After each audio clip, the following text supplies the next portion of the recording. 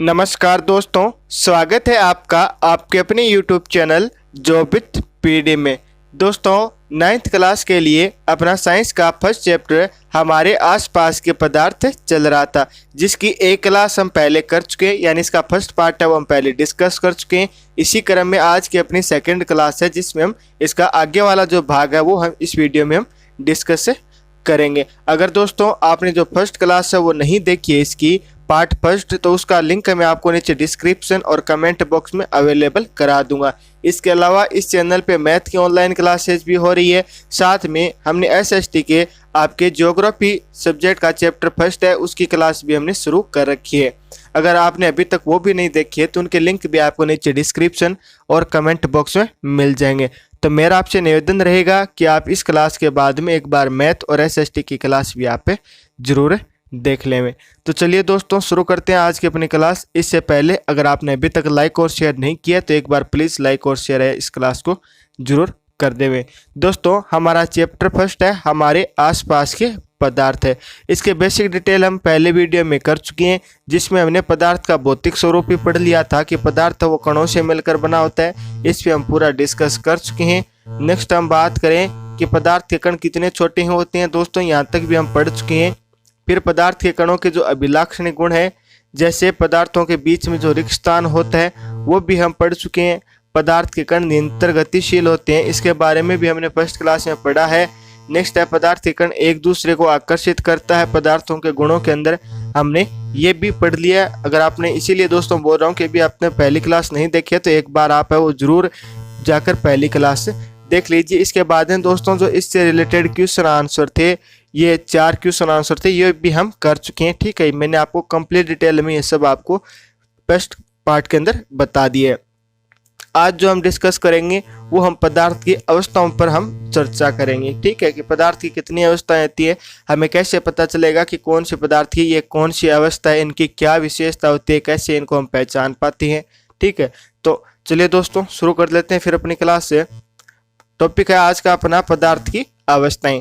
आपने आसपास के पदार्थ को ध्यान से देखें। आपके आसपास जो भी आपको पदार्थ दिख रहे हैं इन्हें ध्यान से देखें और फिर सोचें कि ये कितने प्रकार के हैं।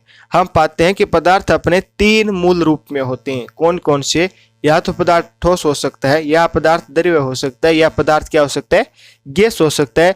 ये पदार्थ की अवस्था है ना, उसके कणों की विभिन्न विशेषताओं के कारण होती है। कि पदार्थ वो 3 प्रकार का होता है, या तो वो ठोस होगा। ठीक है, अभी आपने मोबाइल से आप वीडियो देख रहे हैं तो मोबाइल के आपका ठोस, आपके पास रजिस्टर होगी, पेन होगी, पेंसिल होगी, ठीक है, मेज होगी। तो ये क्या है दोस्तों, ये सभी के सभी क्या है, ठोस है। ये ठोस द्रव्य गैस किस कारण होते हैं कि ये पदार्थ है उनके कणों की विशेषताओं के कारण है। ये आपके कोई पदार्थ ठोस होता है, कोई पदार्थ द्रव्य होता है, कोई पदार्थ क्या होता है, गैस होता है। तो अब हम पदार्थों की तीनों अवस्थाओं के गुणों पर विस्तार से चर्चा करेंगे। सबसे पहले हम पदार्थ की ठोस अवस्थाएं पढ़ेंगे। आपको एक क्रियाकलाप करना है, आप साथ साथ में कर लीजिए कि निम्नलिखित वस्तुओं को एकत्रित करें, जैसे पेन, पेंसिल, सुई, लकड़ी की छड़ या कोई भी एक जो भी आपको ठोस दिखाई दे रही है, ठीक है, मजबूत दिखाई दे रही है, आप उसे भी ले सकते हैं इस क्रियाकलाप के अंदर। फिर आपको क्या करना है, इनको एकत्रित करने के बाद में इन वस्तुओं को चारों ओर पेंसिल घुमाकर इनके आकार का रेखा चित्र बनाइए। ठीक है, जो भी आपने पदार्थ लिए है उनको क्या करना है कि इनके बाहर बार मान लीजिए कि आपने एक लकड़ी ली है। ठीक है, तो जैसे आपने ये लकड़ी ली है तो आपको क्या करना है, इसके बाहर बार पेंसिल घुमाकर इसका क्या करना है, एक डायग्राम सा बना लेता है। नेक्स्ट क्या है, क्या इन सभी का एक निश्चित आकार है, सीमा है तथा स्थिर आयतन। आपसे पूछा जा रहा है कि आपने जो भी वस्तुएं ली है, ठीक है, इनके बाहर आपने क्या किया, ये जहाँ पे आपने ये लाइन खींची, इन बाहर के सभी के बाहर आपने लाइन ड्रॉ की है। ठीक है, पेंसिल से इनका रेखा चित्र बनाया है। तो क्या इनका आकार है, निश्चित आकार है क्या, इनकी स्पष्ट सीमा है क्या, क्या इनका स्थिर आयतन है क्या। नेक्स्ट है, इन पर हथौड़ा मारने, खींचने या गिराने से क्या होगा, क्या इनका एक दूसरे में विसरण संभव है। बल लगाकर इनको संपीड़ित प्रयास करें, क्या यह संपीड़न होता है इनके अंदर। तो दोस्तों ये आपसे पूछा गया, तो इनके जवाब आपको अभी मिलेंगे। जो हमने उपरोक्त जो भी ये उदाहरण ली है, चाहे आपके पेन लिया हो, पेंसिल लिया हो, लकड़ी ली हो, सुई ली हो, ठीक है, कोई आपने छड़ ली हो, ये सभी की सभी जो हमने उदाहरण देखे हैं अभी, ये किसके, ये ठोस के उदाहरण है। ठीक है, हमें कैसे पता चलेगा कि ये सभी ठोस है? तो हम देखते हैं कि इन सभी का क्या है, एक निश्चित आकार है। जैसे आपकी पेंसिल है, पेंसिल का क्या है, एक निश्चित आकार है। सुई है तो सुई का क्या होता है, आपका एक निश्चित आकार होता है। इनका एक निश्चित आकार होता है, इसकी सीमाएं होता है, स्थिर आयतन होता है। स्थिर आयतन का होने का मतलब इनका नगण्य है जो संपीड़ितता होती है। संपीड़ा होने का मतलब दोस्तों कि इन्हें हम नगण्य दबा सकते हैं, यानी दबाने से ये कम है ना कोई चीज़ इस प्रकार, यानी इतनी बड़ी है। अगर इसको हम दबाते हैं ये दबती नहीं है, यानी इतनी की इतनी वापस रह जाती है। तो इसमें क्या है दोस्तों, संपीड़ितता का गुण है वो नहीं है।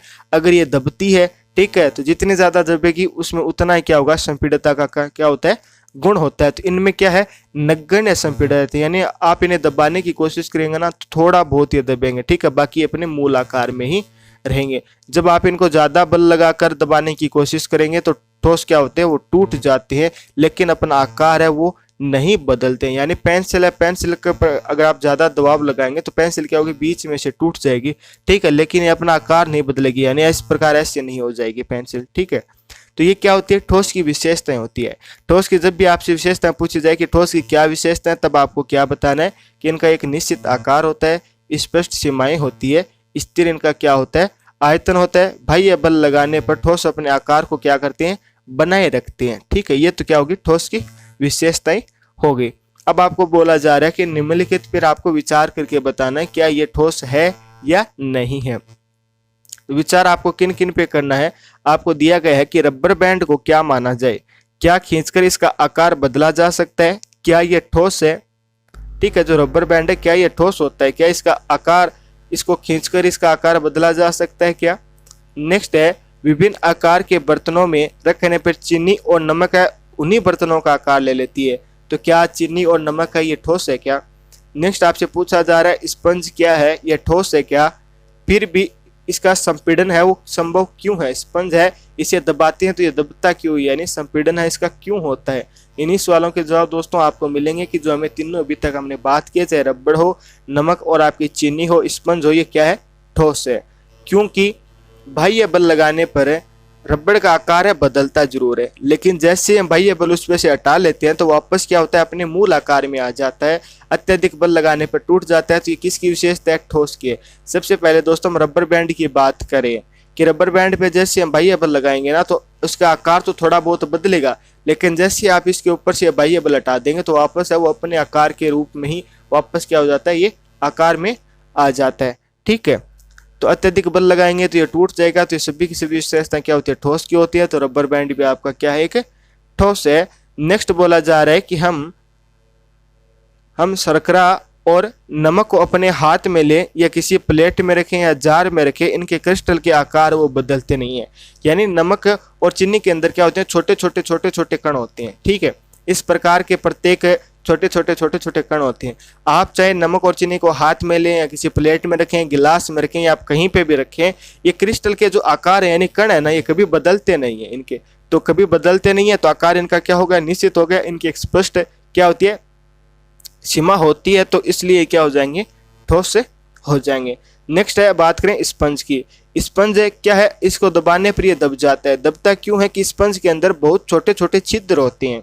यह आपका दोस्तों मान लीजिए इतना बड़ा स्पंज है, ठीक है, ये इतना लंबा चौड़ा और ऊपर भी इसकी ऊंचाई, यानी 3D एक डायग्राम के रूप में आप इसको स्पंज को मान लीजिए। तो इसके अंदर क्या होता है कि छोटे छोटे इसके अंदर कण होते हैं, ठीक है, छोटे छोटे छिद्र होते हैं जिनमें वायु का क्या होता है, समावेश होता है, यानी इनके अंदर वायु है वो आ जा सकती है।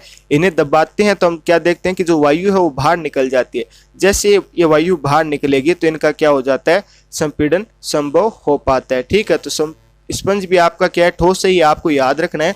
आपको क्या करेंगे कि डायरेक्ट एग्जाम्पल दे देंगे। मान लीजिए कि आपको 5-6 एग्जाम्पल दे दिए और आपसे पूछे जाएंगे कि इनमें ठोस कौन सी है, द्रव्य कौन सी है, गैस कौन सी है, वो आपको बताना है। तो स्पेशली आपको कंफ्यूज जहाँ पे होगा वो होगा स्पंज में, ठीक है। तो आपको स्पेशल याद रखना है कि स्पंज है वो क्या है, कि ठोस है। तो दोस्तों ये ठोस की बात हो गई, ठोस के एग्जाम्पल भी हमने कर लिए, इनकी विशेषता भी हमने देख ली। अब हम नेक्स्ट बढ़ते हैं अपनी दूसरी अवस्था की तरफ, जो कि है आपकी द्रव्य अवस्था। अब दोस्तों इसे भी हम क्रियाकलाप के माध्यम से समझते हैं। क्रियाकलाप के लिए आपको क्या करना है, कई प्रकार की वस्तुएं उन्हें एकत्रित करना है। जैसे आपने जल, खाना पकाने वाला जो तेल होता है वो ले लिया, दूध ले लिया, जूस ले लिया, शीतल पेय यानी कोई ड्रिंक ले लीजिए।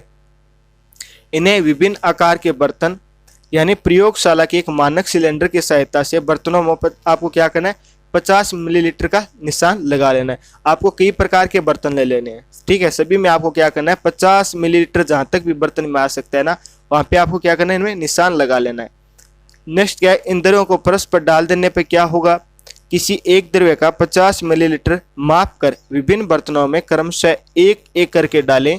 क्या प्रत्येक बार आयतन एक समान रहता है? क्या द्रव्य का आकार एक समान रहता है? क्या द्रव्य को एक बर्तन से दूसरे बर्तन में उड़ेलने पर क्या यह आसानी से बहता है? क्या इन सभी के जवाब आपको अभी मिलेंगे, ठीक है। ये डाउट है दोस्तों आपके मन में आ सकते हैं, तो इन्हीं पर हम आगे चर्चा कर लेते हैं। जो ये प्रेक्षण हमने किया है तो इसमें हमने क्या हम पाते हैं कि द्रव्य का आकार है वो नहीं होता है, लेकिन आयतन है वो निश्चित होता है, ठीक है। अभी दोस्तों हमने क्या देखा था, ठोस पढ़ा था।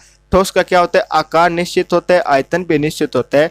द्रव्य है ना दोस्तों, उसका क्या होता है, आकार निश्चित नहीं होता लेकिन आयतन निश्चित होता है। द्रव्य को हम जिस बर्तन में डालेंगे ना, ये उसी का आकार ले लेगा। यानी मान लीजिए कि आपने द्रव्य को एक बोतल के अंदर डाला, तो जैसे आपने एक बोतल के अंदर डाला तो ये क्या होगा, बोतल का आकार ले लेगा, ठीक है।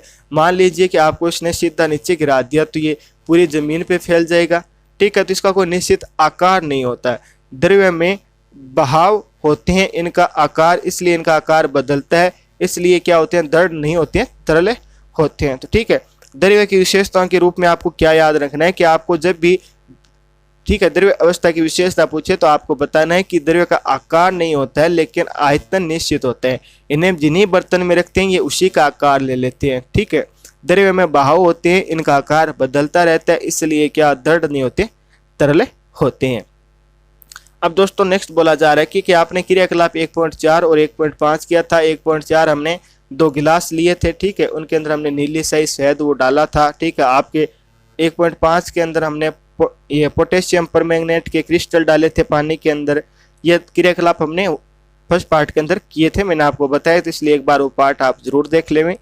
कि क्रियाकलाप 1 के संदर्भ में हमने देखा कि ठोस और द्रव्य का विसरण है ना, वो द्रव्य के अंदर संभव है। विसरण का मीन्स दोस्तों क्या है कि आप द्रव्य है यानी पानी है, पानी के अंदर या तेल है, इनके अंदर क्या कर सकते हैं आप, ठोस पदार्थ भी मिला सकते हैं, इनके अंदर द्रव्य पदार्थ भी आप इनमें क्या कर सकते हैं, मिला सकते हैं। यानी द्रव्य के अंदर आप ठोस पदार्थ भी मिला सकते हैं और द्रव्य पदार्थ भी मिला सकते हैं। तो द्रव्य के अंदर क्या है, विसरण है वो संभव है।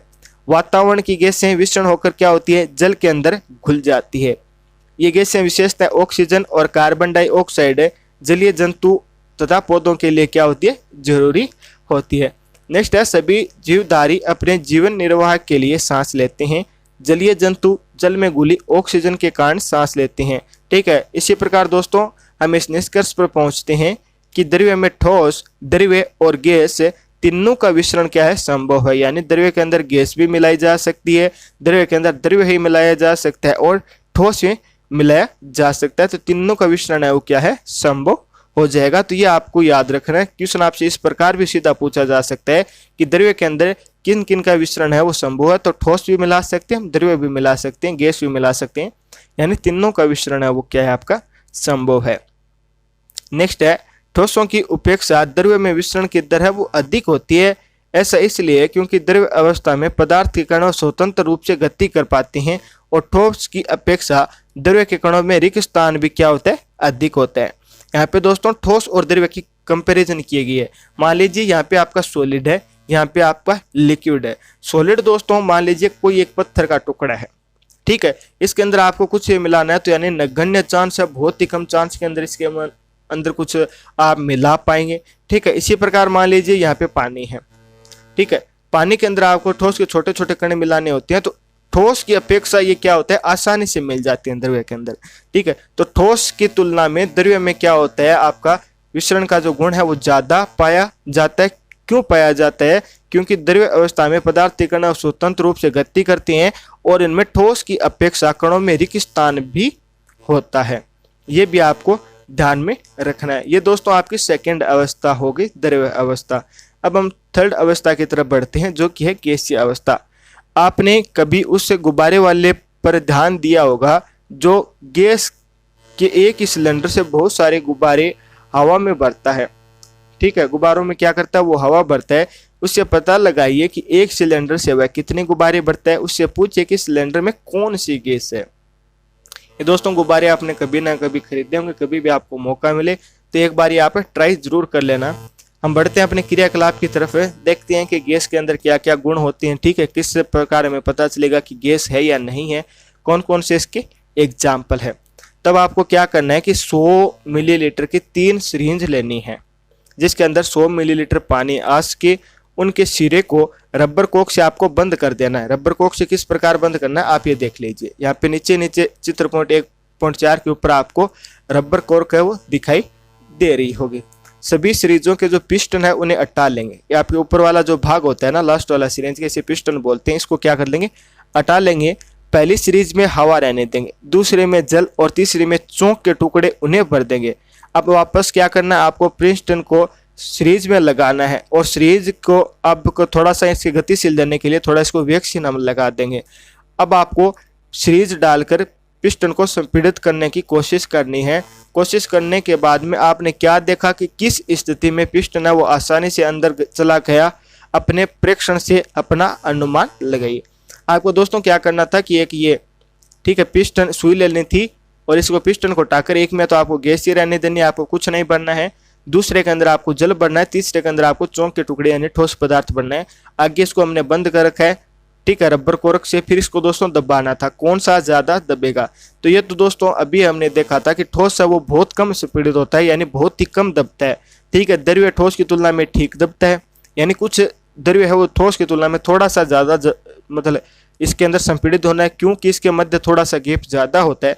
ठोस है ना, अभी हम ठोस की चर्चा करेंगे कि ठोस कितना दबता है, क्यों दबता है।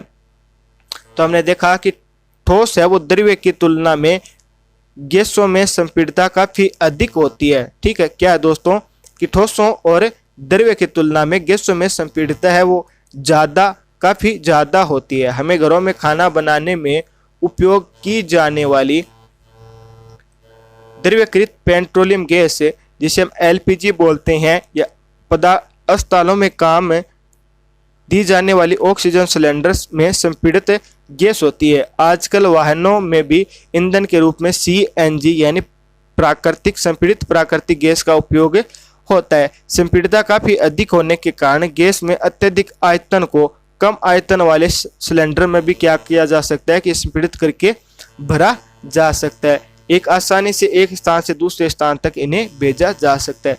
दोस्तों ये गैस के गुणों की चर्चा की जा रही है। ठीक है, बोला जा रहा है कि मान लीजिए कि बहुत सारी गैस है, इन्हें क्या कर सकते हैं, हम एक छोटे से पात्र के अंदर भी हम क्या कर सकते हैं, भर सकते हैं। क्यों भर सकते हैं कि इन्हें हम क्या कर सकते हैं, दबा दबा के जैसे हम बल लगाएंगे ना इन पे, ये क्या हो जाएगी, आपकी संपीड़ित होती हुई चली जाएगी, यानी इनके बीच में गैप कम होता हुआ चला जाएगा। गैस है ना, मान लीजिए कि यहाँ पे गैस है, इस पदार्थ के अंदर गैस है, तो सीधी गैस आपकी कितनी होती है, दूर दूर इनके कण होते हैं, कण गतिशील होते हैं, दूर दूर होते हैं, ठोस की अपेक्षा, द्रव्य की अपेक्षा, दोनों की अपेक्षा। जैसे हम इनमें बल लगाएंगे ना तो ये क्या होंगे, आपके कण है वो पास आते हुए चले जाएंगे। जिस प्रकार भी हम इनमें बल बढ़ाते जाएंगे तो ये आपके एकदम पूरा पास में आते हुए चले जाएंगे। तो यानी हम क्या कर सकते हैं, बहुत सारी गैस को छोटे से पात्र में भी भर सकते हैं।